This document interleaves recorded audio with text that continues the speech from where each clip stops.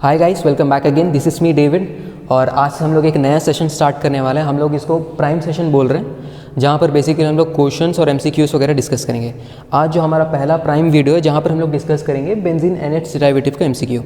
हम लोग के पास कुछ 10 से लेकर के 12 क्वेश्चंस हैं। इसको आप एक एक करके देखेंगे, एक एक करके सॉल्व करते जाएंगे। अगर आप सोच रहे हैं कि मैंने पढ़ा नहीं है, मैं एमसीक्यू क्यों सॉल्व करूँ, तो आप गलत सोच रहे हैं। आप एक बार एमसीक्यू को देखिए, एक बार ट्राई करते हैं सॉल्व करने का, तो इससे आपको पता चलेगा कि आपको क्या नहीं पता है। आपको एक बेस मिलेगा कि आपको कहाँ से स्टार्ट करना है। तो ये बहुत इजी क्वेश्चन है। इसके बाद हम लोग टेक्निकल क्वेश्चंस की ओर जाएंगे, जहाँ पर हम लोग को रिवीजन करने का भी मौका मिलेगा। ठीक, so let's start with first question. First question बोल रहा है कि who gave the structure of benzene for the first time. अब देखिए, इस क्वेश्चन के दो पार्ट हो सकते हैं। फर्स्ट पार्ट में तो ये पूछ सकता है कि स्ट्रक्चर कौन दिया था बेंजीन का, और सेकेंड हो सकता है कि फर्स्ट टाइम डिस्कवर कौन किया था। ठीक है, ये दो अलग अलग चीज़ है। अगर आपको पूछे कि फर्स्ट टाइम स्ट्रक्चर कौन दिया था, स्ट्रक्चर आप बता सकते हैं कौन था इसमें से। ऑप्शन ए है J.S. बेंजर, 2 है अगस्त केकुले, फिर रोनन अलेक्जेंडर, फिर हेनरी जूनियर। कौन सा वाला है? आप पॉज कर सकते हैं। ठीक है, तो इसका आंसर हो जाएगा अगस्त केकुले। इन्होंने दिया था फर्स्ट टाइम बेंजीन का स्ट्रक्चर। कौन सा स्ट्रक्चर था? वो कुछ ऐसा था स्ट्रक्चर, है ना। और जो डिस्कवरी था, जो फर्स्ट टाइम डिस्कवरी था, वो डिस्कवरी जो था उन्होंने किया था माइकल फैराडे थे। उन्होंने फर्स्ट टाइम डिस्कवरी किया था। वो बताया था कि जो बेंजीन है बहुत ही स्टेबल स्ट्रक्चर है, रिएक्शन नहीं देता है। तो डिस्कवरी था माइकल फैराडे। स्ट्रक्चर किसने दिया था? स्ट्रक्चर दिया था अगस्त केकुले ने। ओके, ईयर कौन सा था? ये था 1872। ओके, अगस्त केकुले ने 1872 को दिया था बेंजीन का structure for the first time. First question हो गया। सेकेंड क्वेश्चन पे आते हैं। What is the hybridisation of C का मतलब carbon, of course, in benzene. Benzene में पूछ रहा है कि कार्बन का हाइब्रिडाइजेशन क्या होता है। ठीक है, चलिए बताइए कौन सा इसमें हाइब्रिडाइजेशन बेंजीन का। इसमें होगा sp2। बेंजीन का sp2 हाइब्रिडाइजेशन होता है। एक बार देख लेते हैं कैसे होता है। बेंजीन का स्ट्रक्चर बना लेते हैं। ये हो गया बेंजीन का स्ट्रक्चर, डाल दिए पाई बॉन्ड। हर एक में होता है हाइड्रोजन, आपको पता है हर एक में एक एक हाइड्रोजन होगा। चलिए एक बना लेते हैं, सिर्फ एक का एग्जाम्पल ले रहे हैं। यहाँ पर है कार्बन, सेंटर में है कार्बन। अब काउंट करेंगे कितना सिग्मा बॉन्ड है। ओके, सिग्मा बॉन्ड से हम लोग हाइब्रिडाइजेशन काउंट करते हैं। सिग्मा बॉन्ड देखिए 1 2 और ये 3। ये कौन सा बॉन्ड है? ये हो गया पाई बॉन्ड।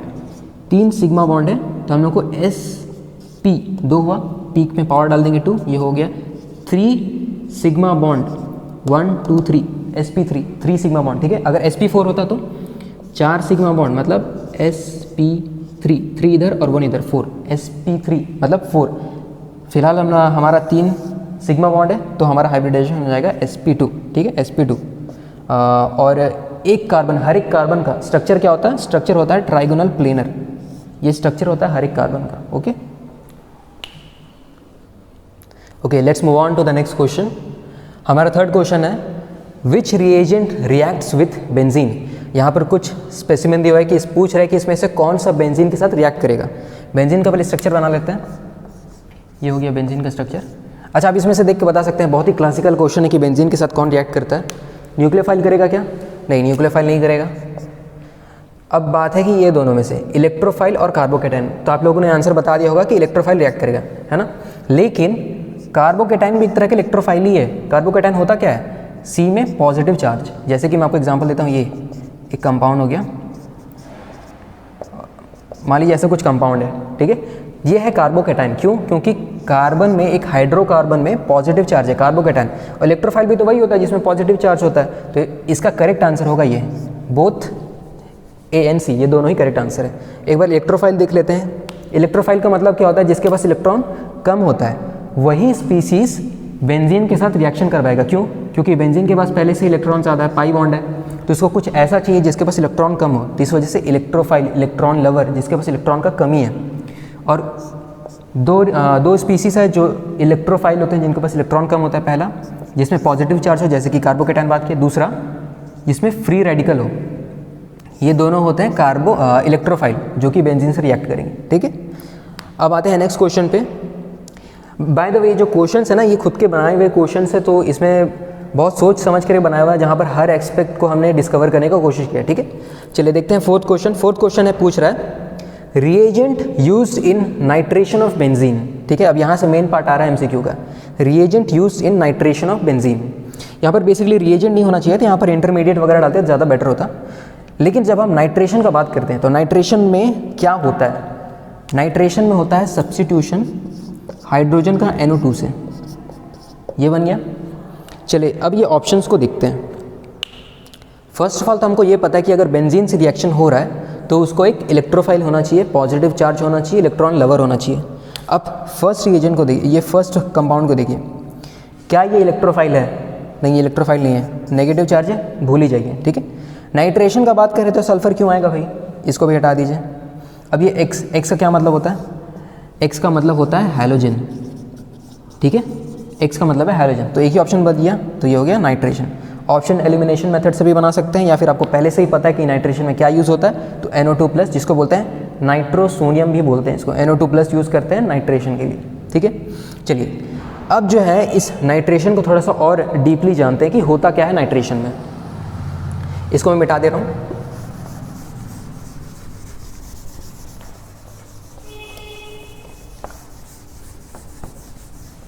हम लोगों ने पहले ही देखा है कि जब हम सब्स्टिट्यूशन का बात करते हैं तो हमारा मेन जो स्टेप होता है वो होता है जनरेशन ऑफ इलेक्ट्रोफाइल।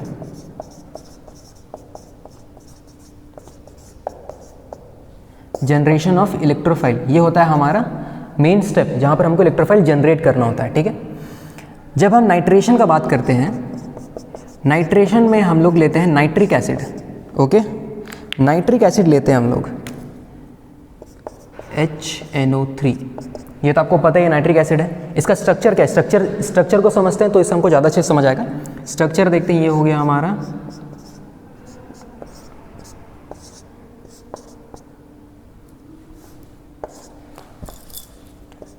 और ये हो गया हमारा नाइट्रिक एसिड। ठीक है। जब हमको बनाना होता है नाइट्रोसोनियम, जो कि इलेक्ट्रोफाइल है नाइट्रेशन के लिए, हमको ये रिएजेंट बनाना पड़ेगा, NO2+। ये रिएजेंट हमको बनाना पड़ेगा। तो आप इस कंपाउंड को देखिए और इस कंपाउंड को देखिए, आपको सोच के बताना है कि हम इसमें से क्या एलिमिनेट कर दें कि हमको ये मिले। फर्स्ट ऑफ ऑल हमको यहाँ से एक माइनस चार्ज हटाना पड़ेगा, तब जाकर के पॉजिटिव आएगा। सेकंड, यहाँ पर देख रहे हैं NO2, 2 नाइट्रोजन है, 2 ऑक्सीजन है, 1 नाइट्रोजन है, OH को हमको हटाना पड़ेगा। तो बेसिकली हम क्या हटाना चाह रहे हैं? OH- हटाना चाह रहे हैं। इस कंपाउंड से हम OH- हटाना चाह रहे हैं। अब आपको पता है OH- क्या होता है? OH- होता है बेस। अब इसको देखिए HNO3, क्या HNO3 बेस है? नहीं, HNO3 तो एसिड है। हम चाहते हैं कि एसिड से हम बेस वाला प्रॉपर्टी निकाल सके। एसिड को हम ऐसा कंडीशन में डालना चाह रहे हैं कि उसमें से बेस निकले। बताइए, एसिड से हम बेस निकालना चाह रहे हैं, तो इसके लिए हमको क्या करना पड़ेगा?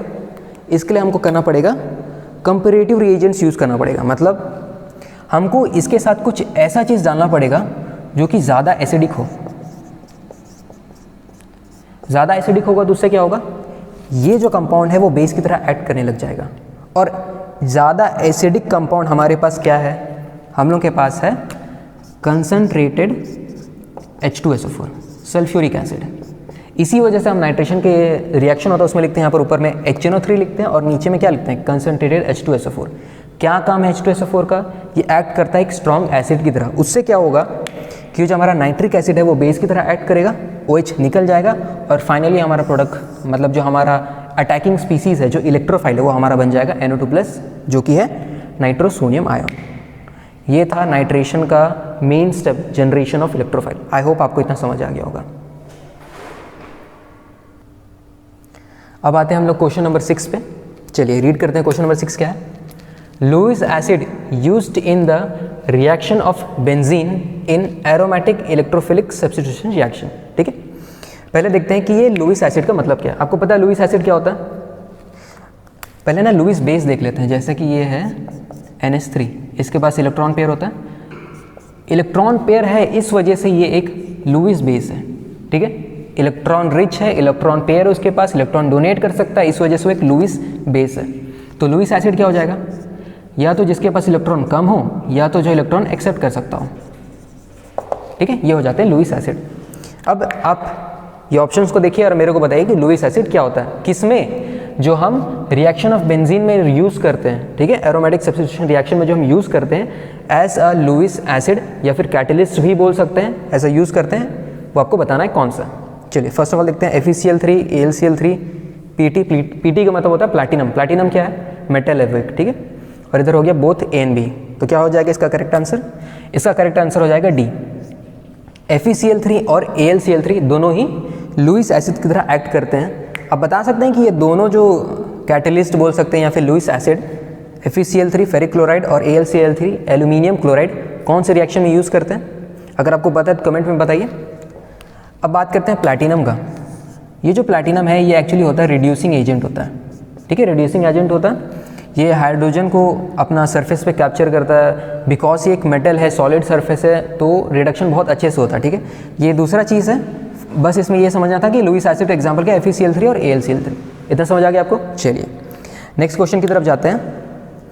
Huckel's rule n is, in Huckel's rule n is, मतलब जो हकल्स रूल में जो n होता है, आपको पता है हकल रूल का फॉर्मूला क्या है? 4n+2 पाई इलेक्ट्रॉन, ये होता है हकल रूल का फॉर्मूला। तो पूछ रहा है कि ये जो n है वो n क्या चीज़ है, ठीक है। अब पहले मेरे को ये बताइए कि हकल रूल यूज़ कहाँ पर करते हैं, क्या यूज़ है हकल रूल का? एरोमेटिसिटी को बताने के लिए, ठीक है। हकल्स रूल ये बताने के लिए यूज़ करते हैं कि वो कंपाउंड एरोमेटिक है कि नहीं, ठीक। पहले डिस्कस कर चुके हैं ये सब चीज़ों को, ओके। अब क्वेश्चन ये है कि in Huckel rule n represent, n क्या चीज़ है? यहाँ पर ऑप्शन दिया हुआ है, n का मतलब वैल्यू 1 है, 0.1 है, -1 है, या बोथ B and C। कौन सा होता है? n का वैल्यू क्या है? इसका राइट आंसर हो जाएगा 1, मतलब n का वैल्यू 1 होता है। सिर्फ 1 होता है क्या? नहीं, n एक्चुअली होता है इंटीजर, ठीक है। और कहाँ से कहाँ तक होता है? 1 से लेकर के वो जा सकता है कहीं तक भी, 1 से हो सकता है 2, 3, 4 कहीं भी जा सकता है वो, ओके। स्टार्टिंग नंबर होता है 1, ओके। इसका मेन पॉइंट ये है कि ये नेगेटिव वैल्यू नहीं होगा और साथ ही साथ पॉइंट नहीं होना चाहिए, जैसे कि 1.5 कर दिए। अगर हम बोल रहे हैं कि n = 1.5 तो ये एरोमेटिक कंपाउंड नहीं है, अब ये एंटी एरोमेटिक हो जाएगा, ठीक है। अगर इसके बारे में आपको जानना है तो आप कमेंट में बताइए, हम लोग अलग से एक वीडियो बनाएंगे एंटी एरोमेटिक कंपाउंड्स के ऊपर में। फिलहाल इतना समझ लेते हैं कि n का वैल्यू 1 से स्टार्ट होता है और वो एक इंटीजर नंबर होता है, ओके। तो this was all about Huckel's rule. चलिए नेक्स्ट क्वेश्चन है, यहाँ पर पूछ रहा है bond length of carbon and hydrogen in benzene. देखिए बेंजीन रिंग बनाते हैं पहले, कुछ ऐसा होता है बेंजीन का रिंग, है ना। तो क्वेश्चन ये पूछ रहा है कि जो बेंजीन उसमें कार्बन और कार्बन इसके बीच का डिस्टेंस क्या है, और कार्बन और हाइड्रोजन इसके बीच का डिस्टेंस क्या होता है, ठीक है। ये दो डिस्टेंस पूछ रहे हैं। टोटल मेमोरी बेस्ड क्वेश्चन है। क्या आपको ये वैल्यूज़ याद रखना है? हाँ, आपको ये वैल्यूज़ याद रखना पड़ेगा। क्यों? क्योंकि जब हम लोग क्वेश्चन जैसे कि पूछेगा कि describe about the structure of benzene, तो आपको स्ट्रक्चर ऑफ बेंजीन के बारे में बताना होगा कि इक्विलिब्रियम स्ट्रक्चर के बारे में आप बताएंगे। फिर आप बताएंगे कि रेजोनेंस स्ट्रक्चर क्या होता है।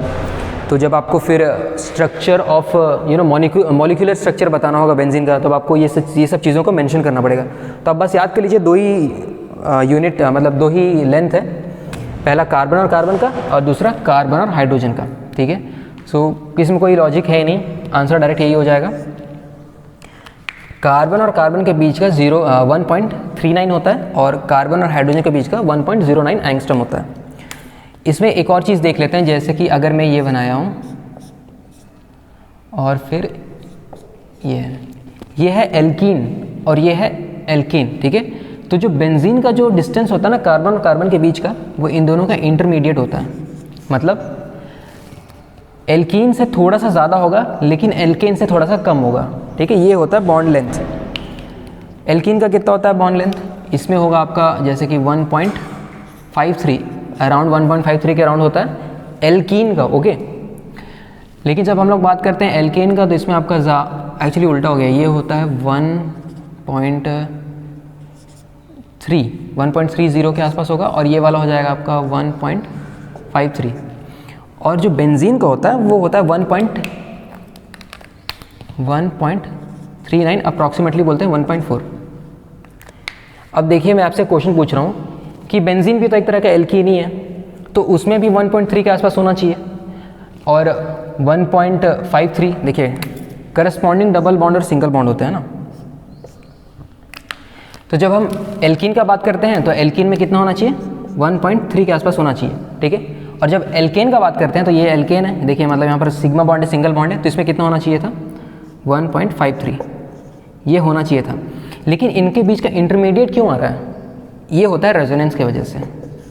रेजोनेंस में क्या होता है कि जो बॉन्ड है ये सर्कुलर फैशन में शिफ्ट करते जाते हैं, तो इस वजह से बेंजीन में दो अलग अलग बॉन्ड लेंथ नहीं मिलता, एक एवरेज बॉन्ड लेंथ मिलता है हर कार्बन कार्बन के बीच में, और वो होता है 1.39 एंगस्ट्रॉम, ठीक है। और कार्बन हाइड्रोजन का तो कोई ऐसा डिफरेंस है ही नहीं, नॉर्मल सा है, 1.09 एंगस्ट्रॉम हो जाएगा कार्बन और हाइड्रोजन के बीच का बॉन्ड लेंथ। ये है सेकेंड लास्ट क्वेश्चन।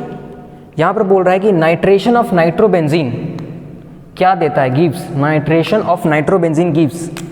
पहले से ही बोल दिया कि हम लोग क्या ले रहे हैं, नाइट्रेशन कर रहे हैं। किसका नाइट्रेशन कर रहे हैं? नाइट्रोबेंजीन का ही नाइट्रेशन कर रहे हैं। पहले से नाइट्रोबेंजीन बना लिए, ये बन गया नाइट्रोबेंजीन। अब इसका फिर से करा रहे हैं नाइट्रेशन। क्या क्या चीज़ यूज़ करते हैं नाइट्रेशन के लिए हम लोग? पहले तो HNO3 यूज़ करेंगे। कौन सा मीडियम में? कंसनट्रेटेड H2SO4 मीडियम में हम लोग यूज़ करते हैं नाइट्रिक एसिड को नाइट्रेशन के लिए, ठीक है। ये तो सब जगह यूज़ होगा नाइट्रेशन में। अब बात है कि जब पहले से ही नाइट्रेटेड बेंजीन हो तो जो नेक्स्ट NO2 है वो किस पोजीशन पे लगेगा? जो कि ये नॉइस के लिए सॉरी, जो हमारा NO2 है ये एक इलेक्ट्रॉन विड्रॉइंग ग्रुप होता है, ठीक है। इसका मतलब क्या होता है कि ये बेंजीन रिंग से इलेक्ट्रॉन को अपने साथ अट्रैक्ट करेगा। जब ये NO2 इलेक्ट्रॉन को अपने साथ अट्रैक्ट करता है तो इससे इस पोजीशन पे, ये कौन सा पोजीशन हो गया? ये हो गया ऑर्थो और ये हो गया पैरा, ठीक है। ऑर्थो और पैरा पोजीशन में इलेक्ट्रॉन का डेफिशिएंसी हो जाता है, मतलब इलेक्ट्रॉन कम है, ठीक है। ऑर्थो और पैरा में इलेक्ट्रॉन कम हो गया। अब कौन सा दो लोकेशन बच गया? मेटा, दो जगह मेटा है, एक यहाँ पर मेटा है और यहाँ पर मेटा है। इन दोनों लोकेशन पे इलेक्ट्रॉन का डेफिशिएंसी होता है, ठीक है। इलेक्ट्रॉन का डेफिशिएंसी तो सब जगह होगा क्योंकि इलेक्ट्रॉन विड्रॉइंग ग्रुप है, हर पोजीशन पे इलेक्ट्रॉन का डेफिशिएंसी होगा। लेकिन ऑर्थो और पैरा में वहाँ पर ज़्यादा इलेक्ट्रॉन का डेफिशिएंसी हो जाता है एज़ कम्पेयर टू मेटा। तो इसका मतलब क्या हुआ कि मेटा वाले लोकेशन पे अभी भी थोड़ा इलेक्ट्रॉन है। और जब हम लोग नाइट्रेशन का बात करते हैं तो हमारा इलेक्ट्रोफाइल होता है NO2+, जो कि ये इलेक्ट्रोफाइल है, मतलब इसको इलेक्ट्रॉन चाहिए रिएक्शन के लिए। तो बेसिकली आप बताइए कि कौन सा दो जगह पे अभी हमारे पास इलेक्ट्रॉन बचा हुआ है? ऑर्थो और पैरा में तो हमारे पास इलेक्ट्रॉन है ही नहीं क्योंकि इलेक्ट्रॉन विड्रॉइंग ग्रुप ले गया। थोड़ा मोड़ा जो बचा है वो है मेटा पोजीशन पे। तो हमारा इस कंडीशन में सिर्फ और सिर्फ एक ही प्रोडक्ट बनता है, वो होता है मेटा नाइट्रेटेड नाइट्रोबेंजीन, ओके। सो अब हम लोग आ गए अपने लास्ट क्वेश्चन पे। ये हमारा प्राइम क्वेश्चन है, इसका हम लोग आंसर आपको नहीं बताएंगे। जो हमारा नेक्स्ट प्राइम वीडियो होगा हम लोग उसमें इसका आपको आंसर बताएंगे, ठीक है। सो देखिए क्वेश्चन पढ़िए, why picric acid is more acidic than phenol. ये एक तरह का सब्जेक्टिव क्वेश्चन है। पूछ रहा है कि पिक्रिक एसिड ज़्यादा एसिडिक क्यों होता है फिनॉल से। पहले तो मैं आपको स्ट्रक्चर बता देता हूँ, एक बोनस है आप लोग के लिए, ठीक है। स्ट्रक्चर मैं बता दे रहा हूँ।